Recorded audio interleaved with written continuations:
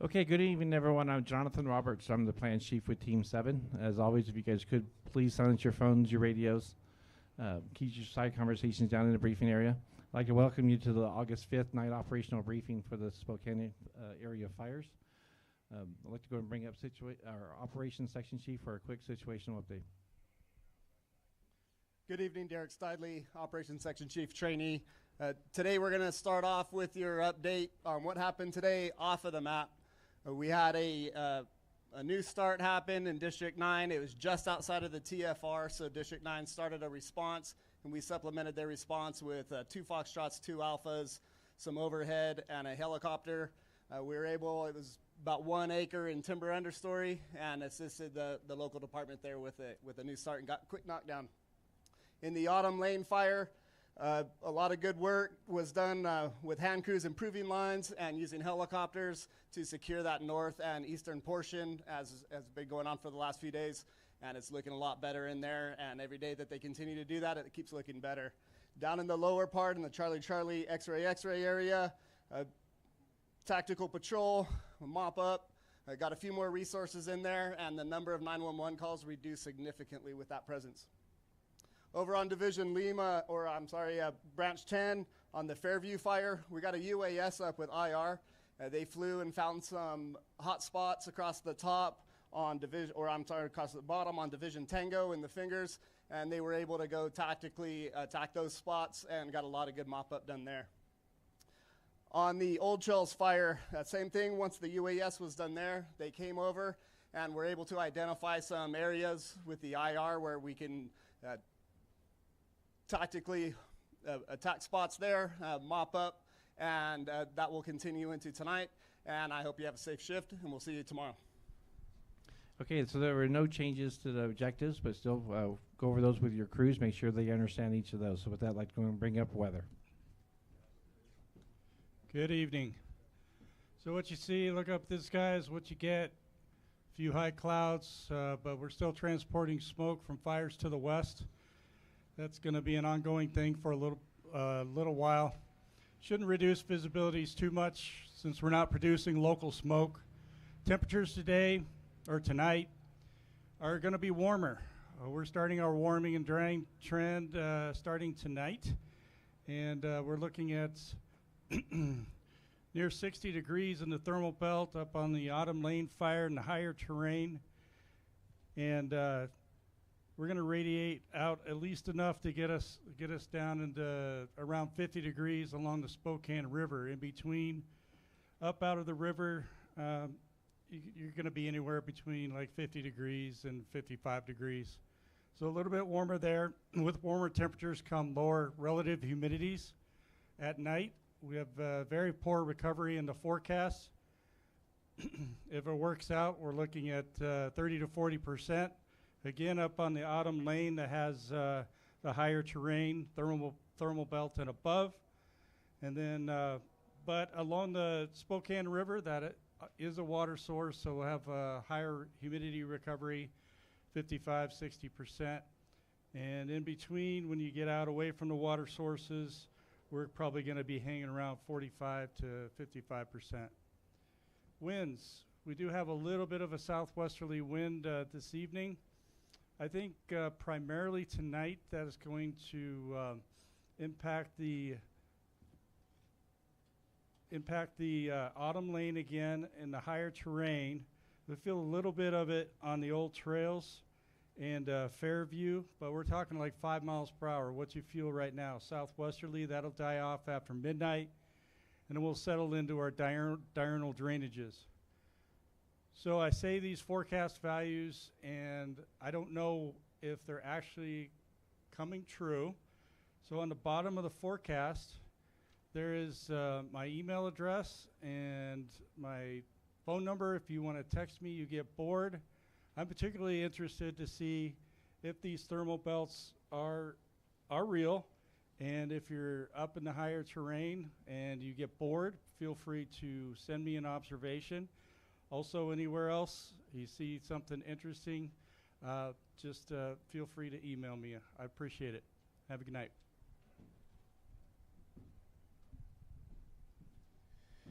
Good evening, Ryan Swanson, Fire Behavior. Today was much warmer and drier than the previous days, and it's going to remain much warmer and drier, which are allowing our fuels to burn longer into night shift for you guys. Those fuels that have been burning for multiple days now. A lot of the dead fuels are fully consuming into ash pits that are hard to see. Standing trees that still have fire that have been smoldering for a long period of time. Be heads up for them as the winds pick up tonight and moving forward into this weekend. Those fire weakened trees could have a tendency to come down. This area's normal apex for fire season, which means that we have our highest value indices such as energy release component, BI spread component, but also that means that our fuels are as dry as they get for this area. Add on to that the drought that we're in and the lack of snow and rain that they had this season. These fuels are extremely dry. They're extremely receptive to ignition, and you have a lot of ember-producing sources out there with the heavy fuels and the urban fuels. Be heads up for any additional IA or any spots outside the line and expect rapid movement of the fire. And then looking forward into this weekend, we're getting hotter and drier and expect night shift burning to carry on longer. Thank you and have a good shift. Hello, everybody. Joe Tiso, Night Operations. So with the weather and the fire behavior that you just heard, I just don't want you guys to become complacent with your mop-up and patrolling. I know it's the same thing day in or night in and night out, but please be diligent when you're out there doing your mop-up and patrolling, because this might be the last calm night moving forward, so we want to get as much mop-up done, especially around the edges, to reduce the possibility of anything coming out over the next couple days. With that being said, watch your footing, because there have been a couple people, even during day shift, that have stepped into those ash pits, and obviously the visibility when you're walking around with the headlamps is going to be less, so just watch your footing as you're going in, and be careful of the snags coming down from up above. Other than that, we're going to, well, air operations will cover that. Never mind. Have a great night. You could have. All right, for air operations tonight, you got Unmanned Romeo 3-1. We did move them today. They went over to the Fairview Fire, did some IR work for you over there, so you can get downloaded from Branch on what they accomplished there. And they're currently down on Branch 5 working that area. So no action up on Autumn Lane with infrared with the Unmanned Romeo. We did do some water drops up on top on Autumn Lane and supported that IA. Have a safe shift. Thank you, John. Tom Zellner, Safety. Hey, tonight there's two classifications of people out here. There's drivers and there's passengers. If you're a driver tonight, the nighttime makes it a little bit tougher on you. Your hands are on that steering wheel. The lives of those people and your own are in your hands, wrapped around that steering wheel. So take that into account tonight. Slow down. Don't be distracted. Page 24, the safety message is a great picture of a distracted driver. Took his vehicle off the road for no good reason. The other hazard, Joe just mentioned it, hazard trees tonight. They're worse than the darkness too, but on the same page, a good example of a hazard tree. And if you ever have any pictures like that, get them to me. I love them. Thanks. Good evening, everybody. Chris Oliver, Communications. There's no frequency changes to 205, but if you're new to the incident, we have text down here to my right. I just want to remind you we have a 3-repeater system. So command 1's down low to the south, 2 is up here to the northwest, 3 is over here to the northeast. It pertains to every fire, but as you're driving around, particularly on the Autumn Lane, as you're driving around in those canyons around some of these hills, one command channel is going to work better than the other one. So just make sure you're getting the one that's line of sight. Have a safe shift. Good evening, Daniel Corbin, Medical Unit. So, like everybody's been stressing, watch out for the ash pits and everything. We have gotten a couple burns here over the fire. I do want to point out for you guys tonight, directly catty corner to us here, you'll see that big medical trailer that it has supplies for you. They can take care of any of your minor needs, anything you need. There's a nurse at it and everything. So go over there, see them for some of your needs tonight, okay? Stay safe out there. Good morning, Night Shift. Steve Siebert with Logistics. Just want to welcome you to your new camp here. I do have a couple asks. Please slow down while you're driving through camp. Please do not move the barriers. We're trying to set this up. There's going to be some movement, so a little grace for your fellow firefighter when you're coming in would be appreciated. With that, thank you. Have a good shift.